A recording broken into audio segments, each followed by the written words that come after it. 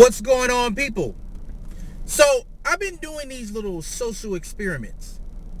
Now, I'm going to tell you right now, they're going to go against the grain, because I believe that in this society, we are taught to love the weak. And the weak are only the weak, not because they can't help it. It's only because they choose not to help it.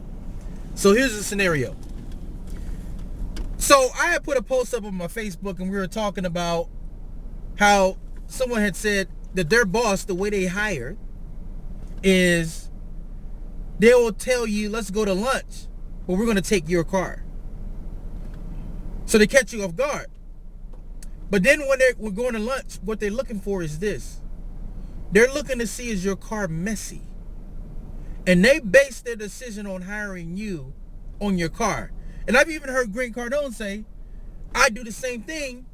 Well, he's like, if you can't control your small little area, what do you think you're going to do when you come into my office? So you got that, right? That sounds reasonable.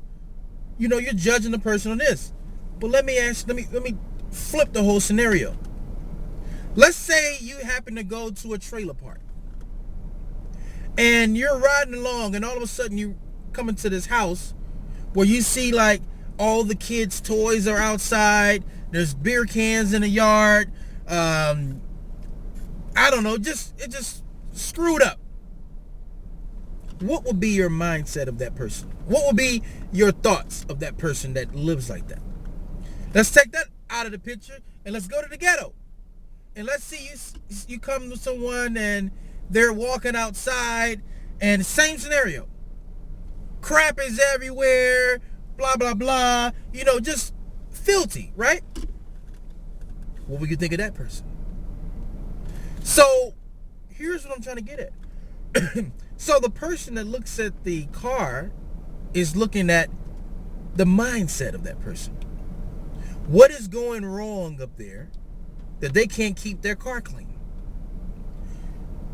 So when we go to these trailer parks and ghettos, and here's why I say that. This is probably one of the two places where we say some of the most poor people live. So I'm going to ask you a question. Is it a mindset problem? Let's say you take a horse and you put a horse in an electric fence. So every time the horse made it to the electric fence, let's say he was shocked. Boom. Then let's say that happened for about 2 years. And then one day you decided to take away the electric fence, and you tied let's say you didn't even tie the horse up. You just kept it in that pasture. I guarantee you that horse wouldn't walk past that electric fence where the electric fence used to be. Mindset. Because he thinks it's going to shock him. So I don't think people are stuck in ghettos and trailer parks. Their mind keeps them stuck. Because if you walked up to a person like that, could you say a phrase like this?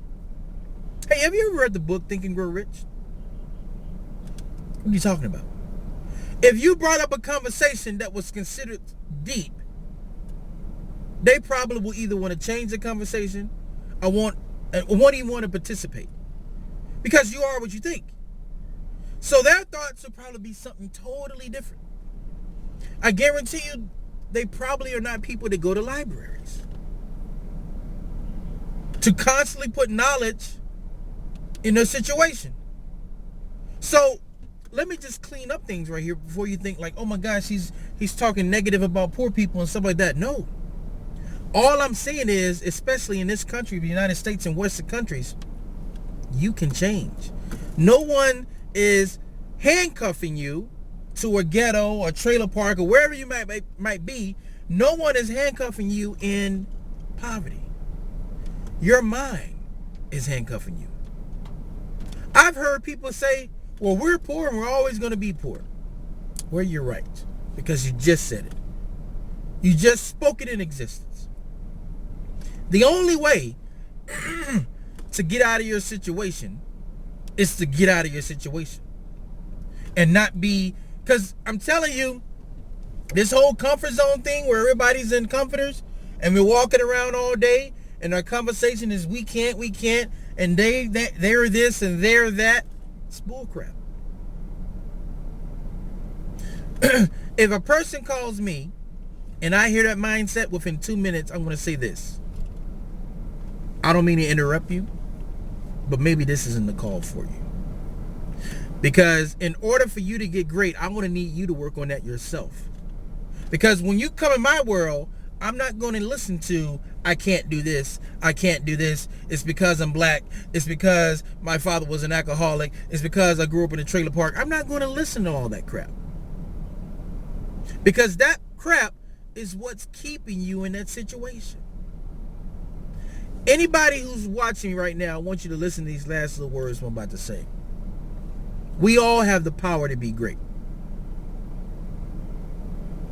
The only way to activate that power is to activate it. Let me say it again. The only way to activate that power is to activate it.